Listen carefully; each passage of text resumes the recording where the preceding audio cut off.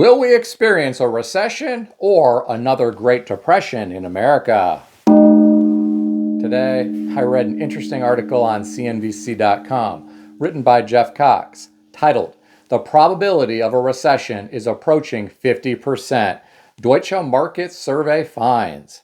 The author of this article referenced a Deutsche Bank survey of 400 respondents. This survey revealed that 43% of respondents feel like we will enter a recession over the next 12 months. The author went on to say, Jerome Powell believes the economy is still strong overall and is featuring significant progress toward our goals over the past 2 years. Here are my thoughts.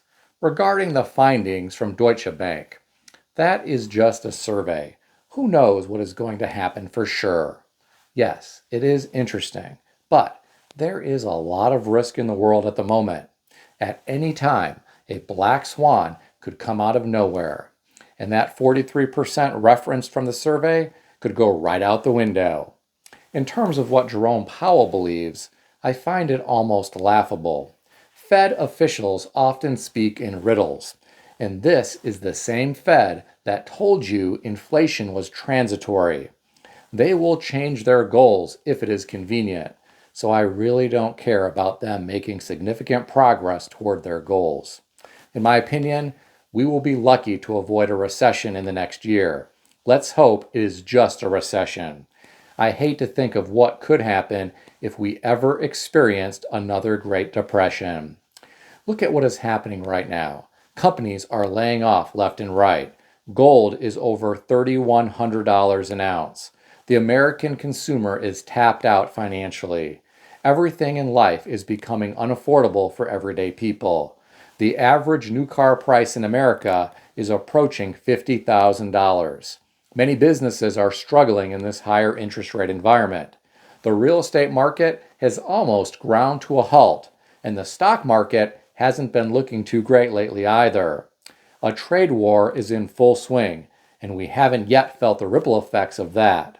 Then, there is this spat going on between Donald Trump and Russia and Donald Trump and Iran.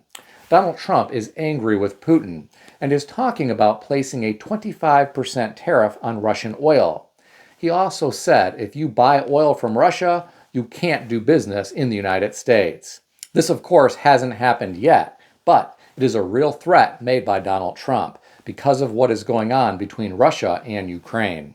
Then, Donald Trump threatened to bomb Iran if the country doesn't make a deal with the U.S. to not develop a nuclear weapon. These are just two examples of risk in the world right now. In my opinion, the U.S. can't afford to start a war. Sure, companies that manufacture products for the military would love that, but the economy in America is messy enough right now without a war. But that's just what I think. And what do I know? I'm just some guy on YouTube with a gong. What do you think about all this? Share your thoughts in the comment section below. For those of you who think innovation will save us from a recession or depression, think again. Innovation in the 21st century may do more harm than good, when it comes to jobs at least. I read an interesting article today on yahoo.com, put out by the New York Post and written by Ariel Zilber, titled, "Bill Gates says AI will replace doctors and teachers within 10 years and claims humans won't be needed for most things." According to the author, Bill Gates predicted that advancements in artificial intelligence will significantly reduce humanity's role in many traditional tasks, such as medicine and education, and the seismic shift could happen in less than 10 years. Here are my thoughts. I could see this happen. Wait until the humanoid robots advance and become affordable.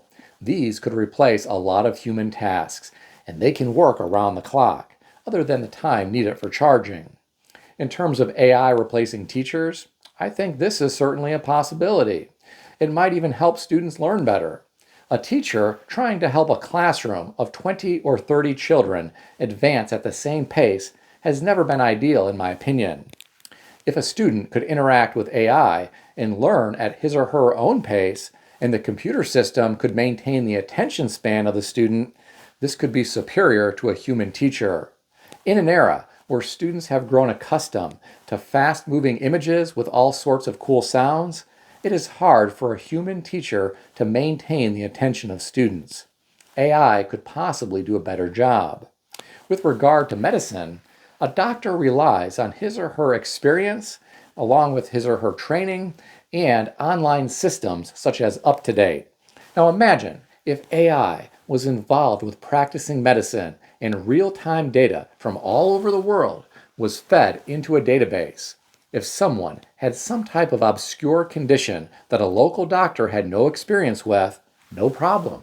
The AI system would have archives from around the world and could possibly come up with the best treatment plan and a prediction for recovery based on historical data. AI could do this in an instant, as opposed to a doctor needing to conduct research on UpToDate or contact colleagues and wait for a response from them. Will we see these kinds of advancements in education and medicine within the next 10 years? Anything is possible, but I think this will only happen if it is financially advantageous for organizations to push AI adoption forward at a rapid pace. Think about how long it took some organizations to get away from paper forms or those carbon copy forms and transition to a completely digital workflow.